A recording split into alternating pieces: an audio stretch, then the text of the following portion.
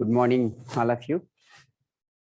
We are going to start a new topic, a very important topic, support vector machines, also referred to commonly as SVM.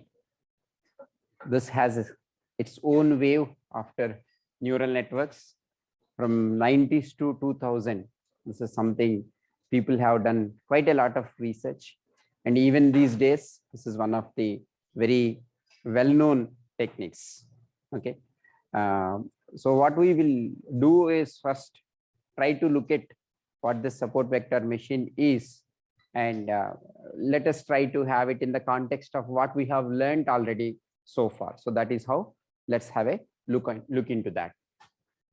Again, initially we again see it in the context of classification, just like any other methods or techniques that we have seen earlier. This can be used in other for solving other problems also, but let us look at in terms of classification here. So just to see the motivation for why or what is unique about support vector machines, let's take one example.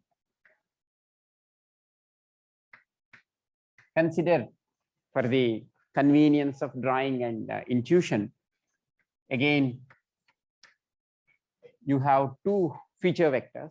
So to get an intuition on what is unique about support vector machines, let's again consider that you have a classification problem at your hand.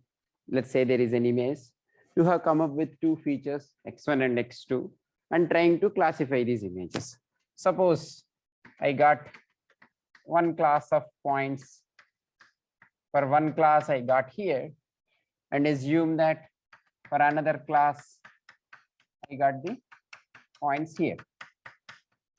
Okay, when I draw them, draw something. Now, what are the approaches that we have seen so far to solve such problem? First one is Bayesian classification itself. We have looked at, where you are looking into its probabilities, parameter estimation you are doing, right? Then you might use, if you have some idea about the prior probabilities, you may go for maximum approach, map-based estimations. If you assume an equal probability, or if there is an equal probability, you do maximum likelihood estimations, and from there you do it, right? That is one approach we have seen. What was the approach that we have, other approach that we have been looking at? Yes, neural networks. Now, see, what are all possible solutions that you could get with neural networks? We made a conscious move from the Bayesian classification to neural networks, because all the time you might not be able to model the probabilities. Even if you are able to do the probabilities, as the size of your feature vector is increasing, that is probably not something you want to do it. And you would realize there that at the end of the day, you are finding out a hyperplane. So we figured out, then why not right away work on figuring out a hyperplane? And that's how we made a move to this thing. Now, if you are using a neural network, what are all the possible hyperplanes? How many hyperplanes are possible? Infinite possibilities are there, correct? So for example, this could be one hyperplane, right? It is separating them. This could be one hyperplane, still separating. Assume that this is my training data, and maybe I could draw some hyperplane here, and you could draw in different ways. Suppose if I, just for the sake of convenience, let me draw it this way. This I have the data. These are all possible hyperplanes that so your neural network may converge to any of these hyperplanes. Suppose if you are asked to choose one among them, which one do you choose? So let me give some numbering here, because if you show your finger, mapping is difficult for me here. Again, I have infinite possibilities here on which you are showing. So let me give some numbers here. 1, 2, 3, 4, 5. Okay, I have drawn 5. Out of these 5, which one do you choose? Why? Hmm? Very good. Very good. So it is this one you would choose because it is giving enough breathing space for both. It is not biased or it is not cramping space for any of them. It is equally giving space on both for the both classes. This is referred to as maximizing maximum margin classification.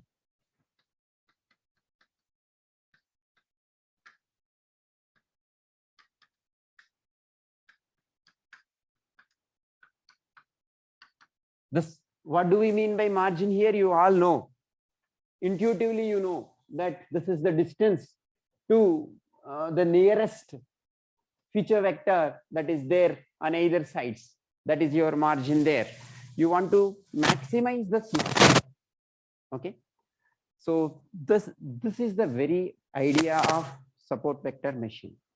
It tries to maximize the margin.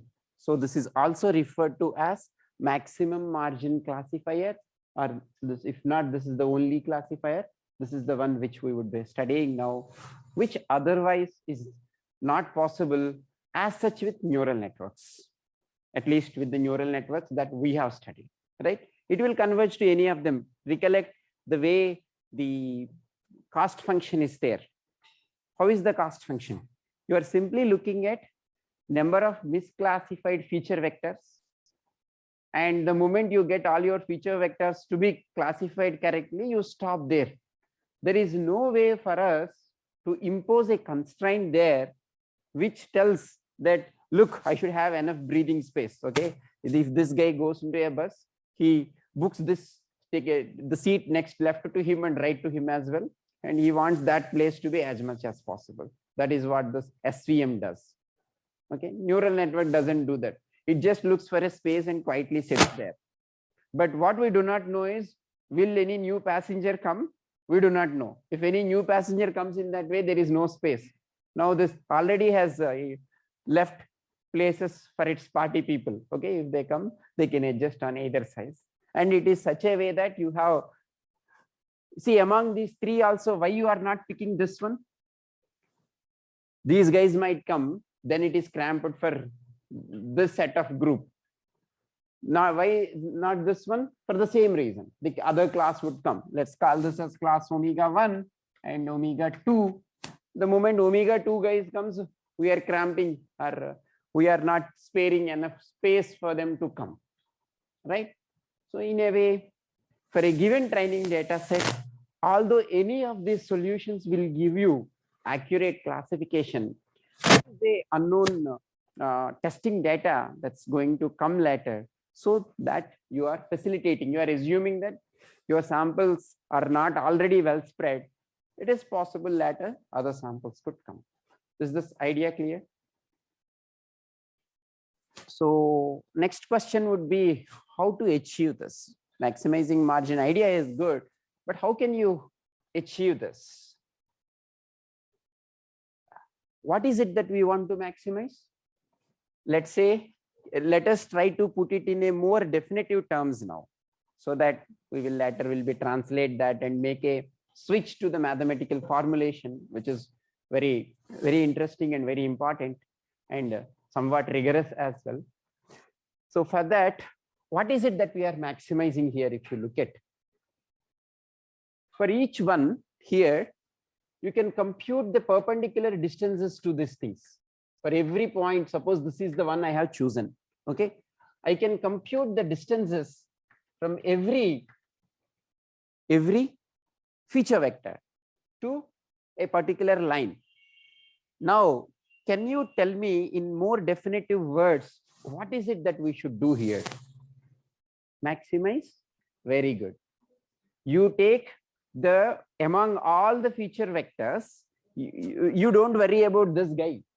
You more worry about which are close. This is where you margin. So you want more space, you just look at your neighbors. You don't worry about somebody sitting far away from you, right? So maximize the minimum distance among all feature vectors to this line. Is the problem definition clear to you? you maximize, you compute the distances, all of the distances, and you minimize. See, you might think, assume that these lines are parallel. I have drawn it. So this way, on this side, the distance is minimum, but on the other side, it is increasing a lot there. Correct. So what was the issue here? Then the margin is not maximum. This is the value you are taking. So if you look at it, maybe I will slightly rewrite because I have done too many things here. So suppose the distances wise, if you see, assume that this is the angle orientation I'm getting. For now, assume that this is the orientation. So where do you, and assume that these two are parallel also, where do you fit this guy? So these are the two lines. Okay, so we figured out that this is the direction it is coming. Where do you put this guy compared to these two guys? Very good. It comes in the center here. And this distance and this distance are equal here. And this will be your decision hyperplane. And these margins will pass through only few feature vectors that are there here. And there will be no feature vector here as such. Assuming again, this is a linearly separable class. I'm introducing few words here, which we have been also using earlier, but I'll come back to that in a short while. Okay, so these two distances will be equal, at least after the convergence of your algorithm. Why should that be? Why can't I? What will happen if it is not in between and somewhere close to here? What is the problem? The margin is reduced here, right? The margin is, you already told, maximum of minimum distances, right? That is where it is falling. Is that clear so far? Is that clear? Good. Now we have the task of, and by the way, let me first complete some intuitive idea about it, and then I'll come to the rigorous math part. These are referred to as support vectors. Those are the vectors that are telling you or dictating you where the margins are there. That is telling you where the support is there. So that's, you don't really worry about too much about how these are distributed here. But these lines, so those feature vectors that are passing through your lines are called as support vectors. And this is a machine learning algorithm, okay, which is kind of based on the support vectors, maximizing the margin. So you could think of support vector. And of course, there could be a single point here, or there could be multiple points here. Also, there could be some point here, but there will not be any point here, at least in a linearly separable case. What is this linearly separable case? I'll just make it clear because this is the terminology you will come across in many places.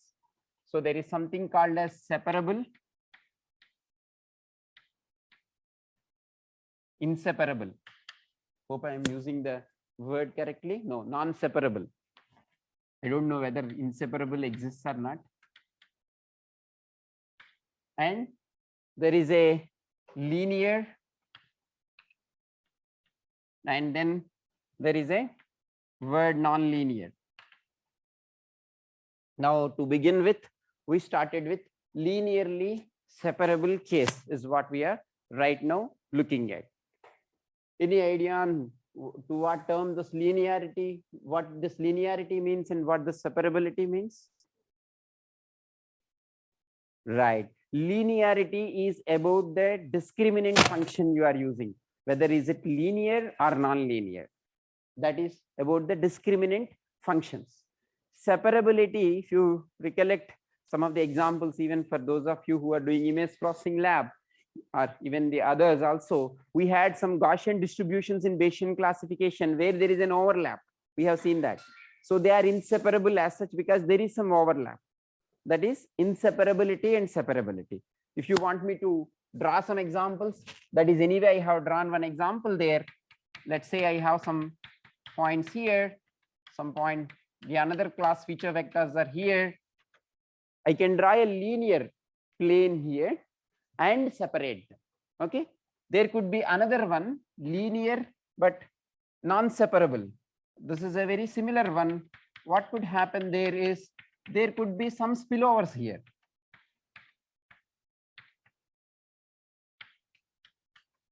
But still, you come up with a decision plane which is linear. Okay. So what I want you to make a note here is don't think inseparability as an interchangeable word with non-linearity and vice versa. Suppose if you want me to draw here about non-linear and separable, I could have a decision plane like this. That's what we were doing even with the neural networks part. Now I can have all my points here of one class and the other class being here. They are separable now. We are able to separate these two classes, but with a non-linear decision hyperplane. And another one is non-linear and non-separable. I think now that is the worst thing to have, right? You have something, but there are still some spillovers on the other side of the boundary. Somebody has crossed the boundary there.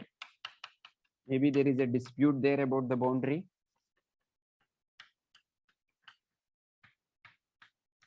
But you still do this. You have to sometimes do this because you might not be, there could be, that could be for various reasons, and you accommodate some guys, okay, exchanging their borders and moving to the other territory. If you allow that, this is possible. Okay. Hope for everybody, linear separable, linear non-separable, non-linear separable, non-linear non-separable is clear. Right. So now in this class, let us focus on very plain things, linear and separable. How do you come up and formulate now the translator, the idea that we have discussed intuitively into a proper thorough mathematical formulation, so that then you will be able to solve it and obtain a solution.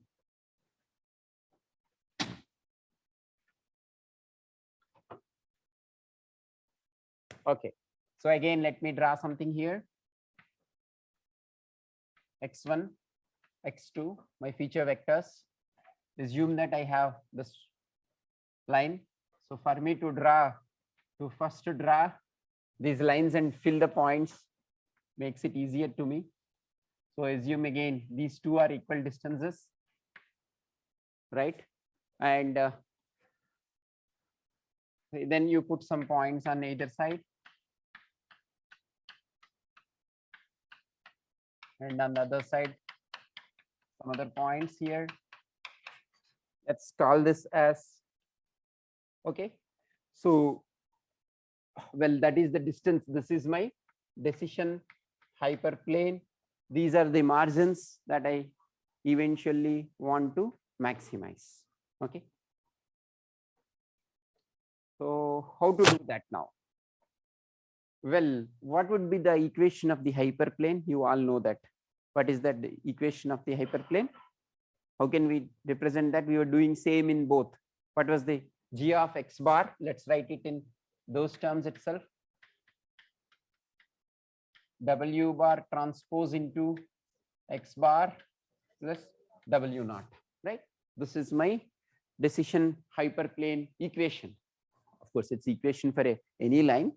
Then this g of x bar is 0 here. Is 0 for the decision hyperplane. That's how we do that. Now, this distance z, how can I write the expression for z? G of x bar. Very good.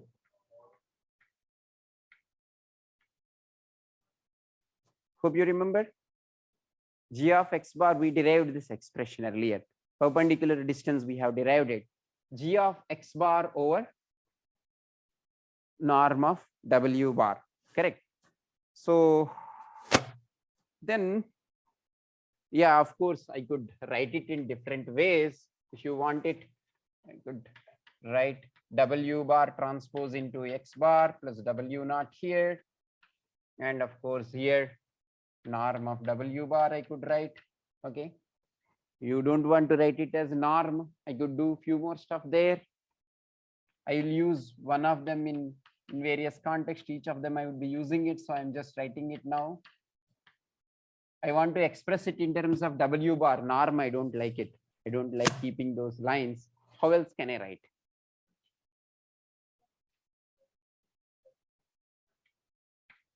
W bar transpose W bar. Is that good enough?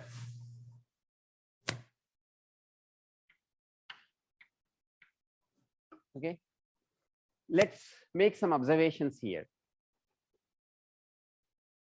Suppose I replace W bar with some scaled version of W bar. I replace W bar with some kappa times W bar. Similarly, W naught I'll replace with K times W naught. Okay, same scaling I am doing for both. Then what will happen to this distance? How the distance gets scaled here? If I do it, my question is this, then what happens to Z?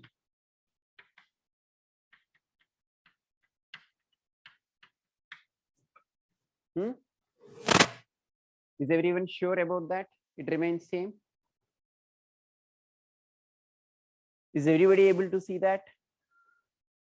Substitute simply here. K times W bar would come. K times W naught will come. I can take K out. What about this? It is for that reason I have written it this way. K times W bar, K times, it's a scalar, transpose also should give K square, square root K. K and K should get cancelled out and it will give me Z. What about, okay, answer is remains same. Then next question from me is, then what happens to G of X bar? Will it remain same or no? No, this is your G of X bar. It will be K times this. It will be scaled by K there. The answer is G of X bar is scaled by the scaling factor K, kappa, whatever you call it. I don't know. I think this, if you put all those curves, they call it kappa, if I'm not wrong. Whatever it is. Okay, that's the scaling factor. We exploit this to make it look more elegant and convenient for us, where, for example, I'll make this G of X bar here -1, and this G of X bar here, if that becomes -1, what will this become? +1. We have seen obviously the reasons on what we want to do it. So I would put here G of X bar as +1. A very, very important point to note, make a note here, is that by playing with G of X bars, you are not perturbing or playing with the distance. Distances would remain still same. That's why I followed the sequence of logic here. You could always play with K, but that will have no impact on Z, because you are not only scaling W bar, but also scaling W naught, so that it can be taken out, and W bar anyway, K times W bar both gets cancelled out. You can always play with your K and make this margins. Please make a note here. The functional values are the ones we are making as 1, not the geometric distances. This point should get etched in your understanding. It is the functional value of your discriminant function is what you are trying to make them as 1 or -1, but the distances, irrespective of that, the distances would remain same. Is this point absolutely clear, crystal clear? Okay, so this is what we are going to now pose constraint this here. What is the constraint that you pose here? Now what we will say is, assume that your yi is equal to -1 This is for all I that belong to omega 1. Okay, I am calling now one class output as 1 and another class output as -1. Okay, this is our choice, right? You could make it 0, 1, 1, 2, whatever you want. I would put as -1 for this class, where I am getting my gx bar as negative. See again, one more important point. Whichever g of x bar is positive would remain positive. Whichever is negative would remain negative. Of course, based on the assumption that your k is a positive value. Of course, if the k is negative, we don't do that. We are taking k positive just to normalize that. So relatively negative and positive are also remaining same. But somehow I want to bring this constraint of that all the points where I define and find these lines. Okay. Don't think I'm doing some non-linear one. We still in the linear, just that my line went like that. These lines are such that any point should be outside that. That means your g of x bar, I call this as yi for this class as omega 1 as negative. This yi equal to 1 for all I that belong to omega 2. That I call it as 1. Now, can you tell me what is the constraint I should put here to get these two lines? You tell me now in terms of y of I and g of x bar. It is with a purpose. I made this class as -1. Okay, that class as 1 because of the signs I have for g of x bar. Now, can you tell me what is the constraint that you would put such that for all points with respect to g of x bar, what is the condition to be satisfied? Very good. Yi into g of x bar should be greater than, should I put equal to also? Yes, there could be a point here on this. We allow that. This next seat guy can come closest to you. He should not be sitting in your lap, but he can come till here. So this equal to is for those feature vectors that are touching, that are there on this line. Okay, should be, is it GA of x bar should be greater than or equal to 1. Look, it is for these two lines I am writing it. G of, if you want, I should write here to be more correct. G of xi bar should be greater than or equal to 1. Of course, after multiplying with yi, this I am doing it because here this is -1 is there. -1 and -1 will make me +1. It is for this reason I am using this. So in other words, I could write it as yi into w bar transpose. What is my g of xi bar? W bar transpose into xi bar plus w naught. Okay, -1 should be greater than or equal to 0. Incidentally, I first brought the constraint before even bringing what is to be minimized, but that's all right. This is the constraint we want to pose to some minimization problem. Anyway, you already know it. What is it? What is it that we need to minimize? For every, you look at all possible lines, the distances, you want to maximize the minimum distance. Okay, that is the optimization problem. We'll write it, translate it into mathematical terms. Before that, this is the constraint. Along that will equivalently also part of it will be getting translated into this equation where yi into w bar transpose times xi bar plus w naught -1 should be greater than or equal to 0. Clear? Right. Now we are slightly going in a different order, but that's okay. We will come to here now. This is your distance. Okay, you want to maximize the margin. Okay, so that means there, what is the distance for these lines? What is the value of z of x bar here? At what is z value here in this case? I am asking what is the distance? No, this g of x bar is not distance. This is z is your distance. What is that value? 1 over norm of W bar. Okay, if you just look at the distance irrespective of the sign there, this distance is 1 over norm of W bar, and this is 1 over norm of W bar. Look at here, for these lines, your g of x bar is 1. So your z value is 1 over norm of W bar.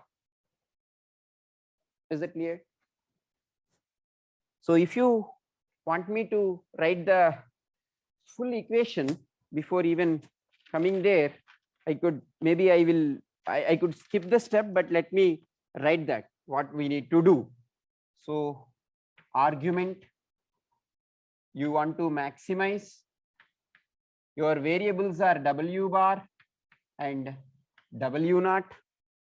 Then you want to find out for all values of I, which is varying from all, let's say 1 to n, what would I compute there?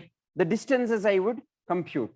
The distances would be, and of course, then I would take here multiplication with yi also to take charge of the sign coming there into W bar transpose into xi bar plus W naught.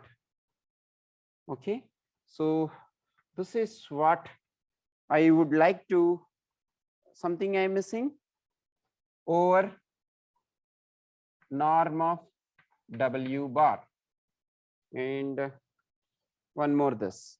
Okay, let us pay attention to what I have written here.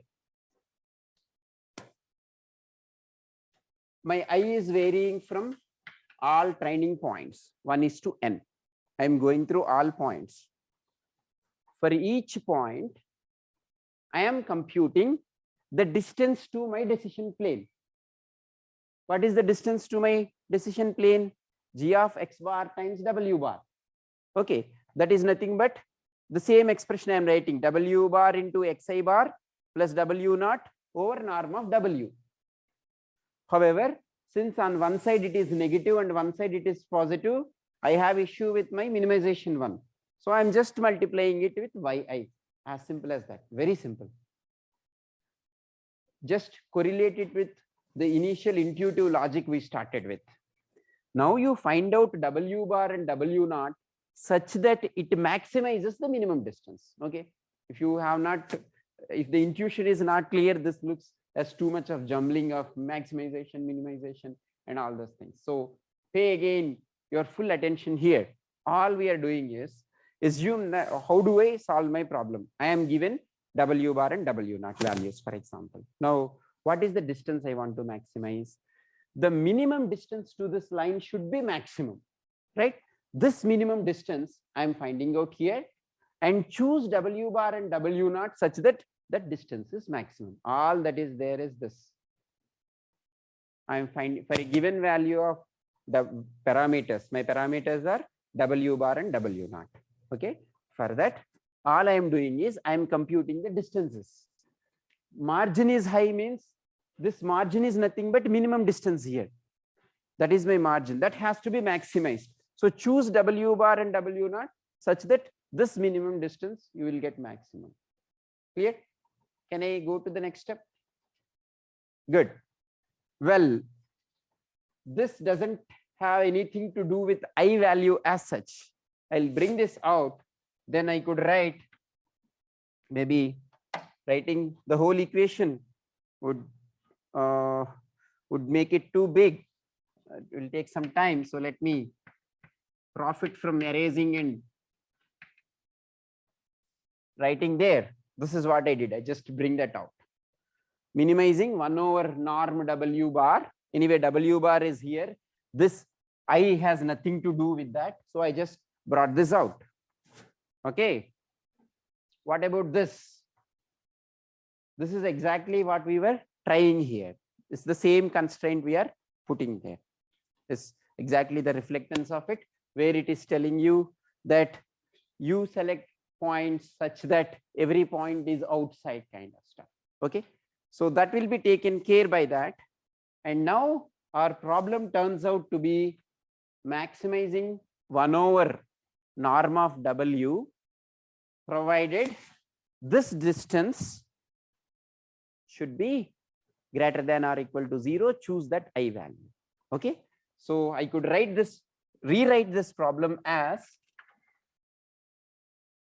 argument that maximizes. Okay, my arguments to figure out here are W bar and W naught, and 1 over norm of W bar subjected to or with the conditions that I could write this yi into W bar transpose into X bar plus W naught minus 1 is greater than or equal to 0. This is essentially the optimization problem that you need to solve. Well, 1 over norm W, I want to bring it to a nice form.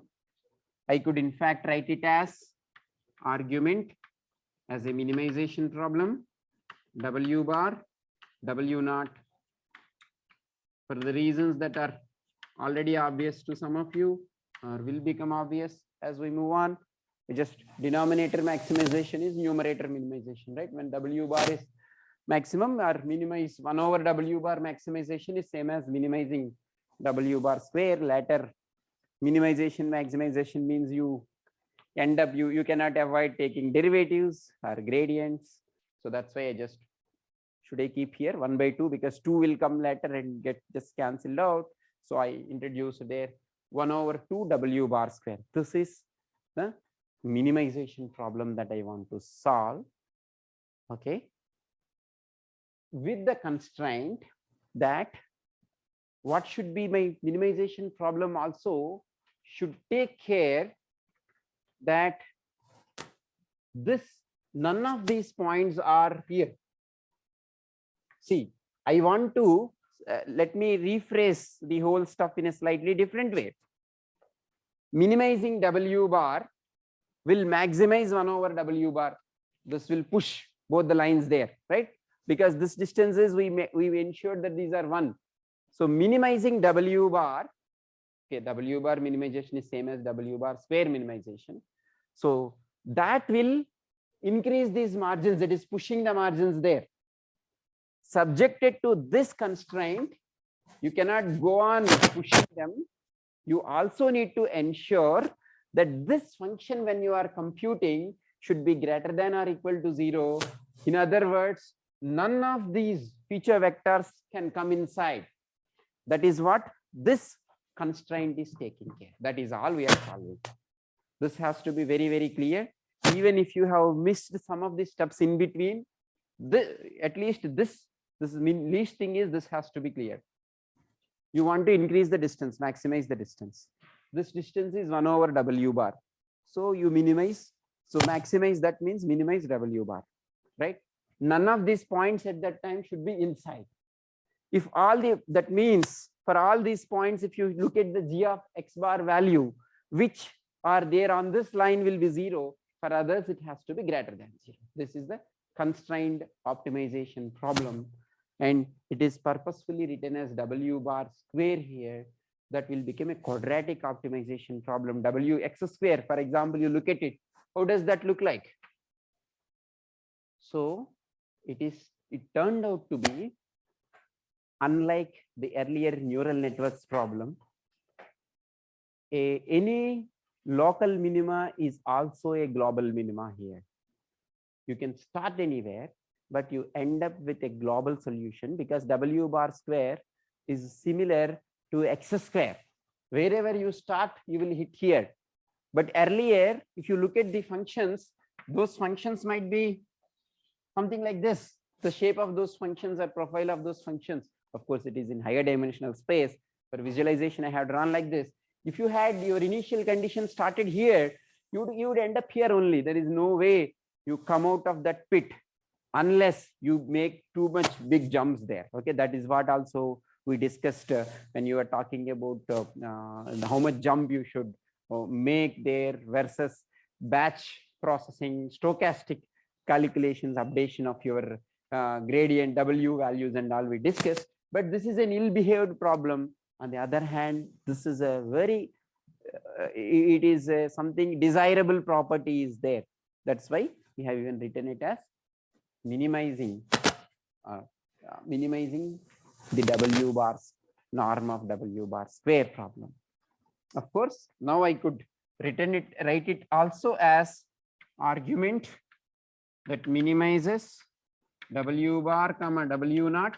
If I want, I could write it as W bar transpose into W bar also. I can write it. Okay, that's nothing but norm square. Where from this W naught is coming? I see W bar there. What happened to this W naught? Very good, very good. Look at these constraints here. This is not the only minimization problem. It's a constrained optimization problem. Subjected to this also has to be satisfied. And once you get W bar, what you will do for each xi, yi in the training set, you take yi, you know, I should have written here xi bar. So rest of the places also, if I have written it wrongly, correct that. So I substitute here yi, it is not yi bar, it is -1 or +1 only, scalar only. W bar transpose into xi bar plus W naught. This should be greater than or equal to 0. You will realize that it is enough if we put a constraint for those points which are there on the border, the rest will be automatically taken care. If I am assuming that these border points are never transgressing, obviously the rest of the points won't transgress. That case, this will be, what will be this value will be 0 for them, right? -1 is absorbed here. So for each xi, yi pair, you will get 1 W naught. And in practice, you take an average of all those W naughts, and that is what you will assign as the final value for this W naught. Okay, still I haven't told you how to solve this, but at least I have shown you that this is the minimization problem and this is the constraint that you will be posing it. Is that clear?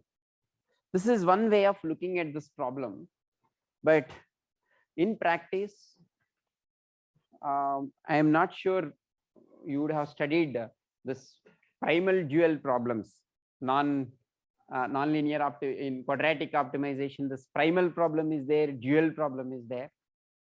Solving one of them would automatically give you the solution for the other problem. Have you heard about the Lagrange multiplier? At least the term, I guess most of you would have heard. So what you would do is, this is maximization. It can have greater than or equal to 0. This is a minimization problem.